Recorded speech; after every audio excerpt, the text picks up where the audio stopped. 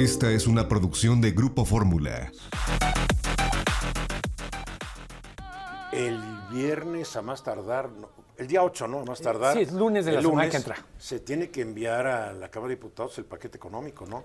Para que lo empiece a discutir el Congreso, que es el presupuesto de egresos, la ley de ingresos, la miscelánea fiscal, si es que hay. O sea, viene duro el trabajito de los legisladores. Yo creo que por eso tomaron una semana los senadores, ¿no? Una semana de vacaciones.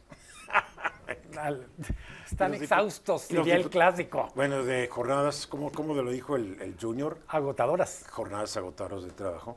Y los diputados se fueron también 4 días, ¿no? Pero bueno, está trabajando muy duro. Sí, podríamos decir, la temporada política arrancó con el informe de la presidenta, que es como tal más protocolo. Sí. El 8 de septiembre viene el presupuesto, el paquete económico. ¿Qué nos dice el paquete económico? ¿Qué podemos esperar? Es cómo va a gastar el gobierno, si hay o no nuevos impuestos, y por otra parte, algo que, para ser franco, lo usamos casi siempre como piñata, son los pronósticos. Todavía ahorita sigue en el aire esto de, bueno, es que Hacienda había dicho que íbamos a crecer 3.5 en 2025. Sí, claro. Ajá, sí, claro. Pero ya lo subió, ¿no? Del punto 2 al punto 6. Ahí vamos. Vamos bien. Hay mucho, iba a decir expectativa, pero no es la palabra.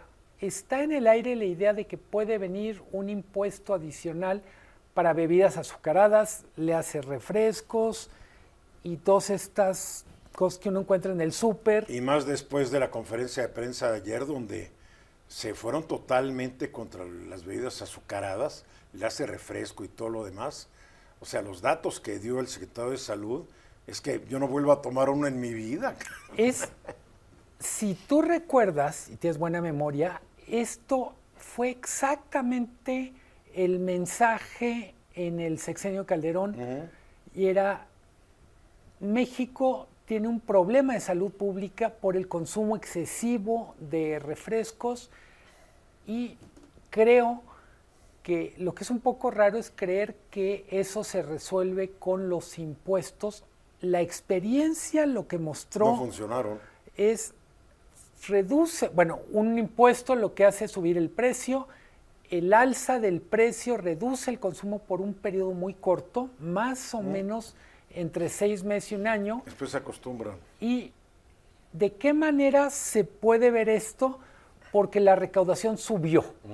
Entonces, alguien diría, es un impuesto raro porque el objetivo no es recaudar menos, sino cobrar menos impuesto, y al cobrar menos impuesto, ahorrarte un montón de gastos en el sistema de salud que derivan del consumo excesivo. A ver, pero si no mal recuerdo, cuando se lanzó lo que es un impuesto de castigo, un impuesto a los pecados, como dicen, por consumir...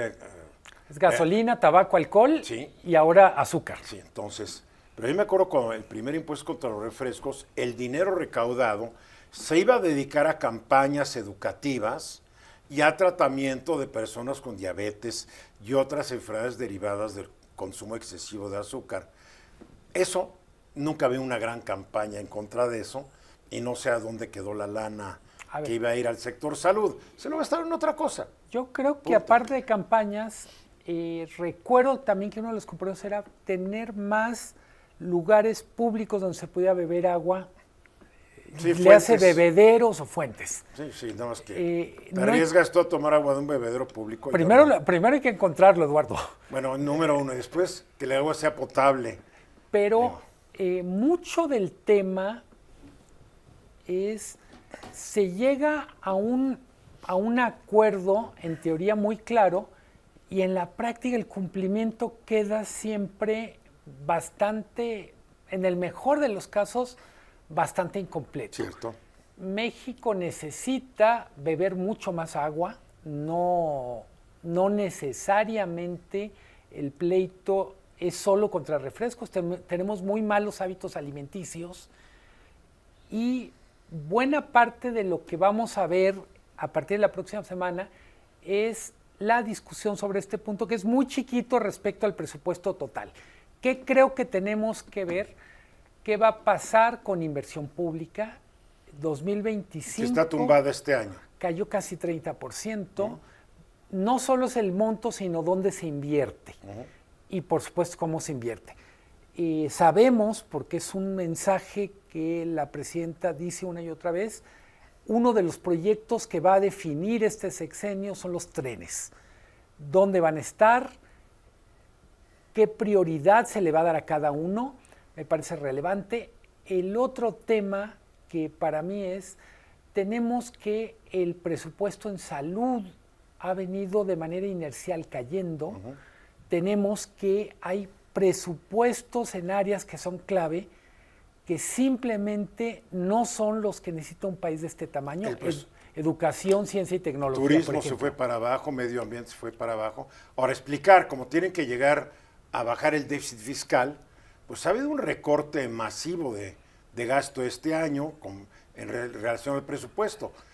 Parece que sí van a llegar al 3.9% por ciento del presupuesto como déficit, o tal vez más abajo, lo que le daría un poco más de cancha al gobierno a gastar un poco más el año entrante. Pero cuidado, que este año no lleguen al 3.5 o al 3.9 y el año que entra otra vez arriba del 4, ¿no? Dirías, tiene que haber disciplina. A ver, hasta ahora, en general, el gobierno ha demostrado que en esas cosas sí se disciplina. Es muy curioso cuando decimos, bueno, se quedó sin contrapesos el gobierno. Bueno, es que sí hay contrapesos, por ejemplo, los mercados. Si el gobierno no hace la tarea en términos de déficit de finanzas públicas, pues simplemente se deteriora su calificación y la deuda cuesta más cara. Ahí viene el castigo, claro. Hablamos mucho del gasto social, es $1 billón en transferencias, pero el gasto en intereses o el gasto en servicio de la deuda no es inferior a eso, está sobre 1.2 billones. Entonces, mucho de lo que vamos a ver en los próximos días no es tanto una discusión porque tiene una planadora Morena, pero esperemos que haya una explicación clara de qué van a hacer con cada rubro. Yo diría, parte de lo que uno esperaría de ese famoso paquete económico. A ver, sí te lo explican, pero después tienes que ver, cada mes, tú sabes, sacan un informe de cómo va el gasto.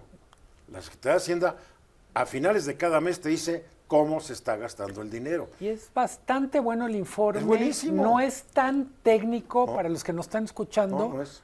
Si les interesa el tema lo pueden ver, no es solo para periodistas o para funcionarios. Claro, no es para cualquier persona y te dice, a ver, en salud de lo proyectado se ha gastado 20% menos, en turismo lo proyectado 80% menos. Y vas viendo, y mucho de lo que no está gastando se está mandando a las obras prioritarias y se está mandando a los programas sociales, y muchas de las obras prioritarias pues como que van más despacito de lo que uno esperaría que tenían que ir. Pero es lógico.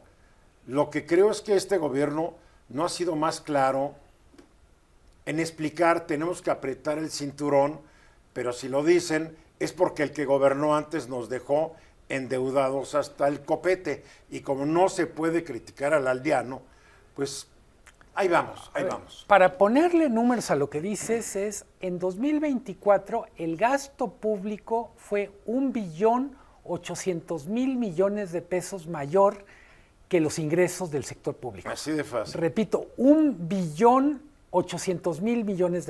O sea, es como si tú ganas tanto dinero y te gastas el 110% de lo que estás gastando. Bueno, fue un poco más, ¿no? Es una barbaridad lo que ocurrió en 2024. Sí.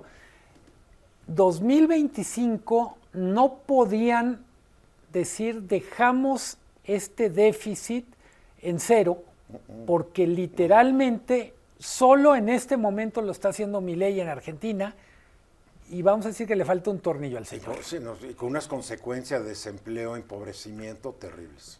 Pero el compromiso es bajar el déficit 3.9, 3.7, significa que recortaron el déficit alrededor de 400, 500 mil millones. Sí, que se dejaron de gastar.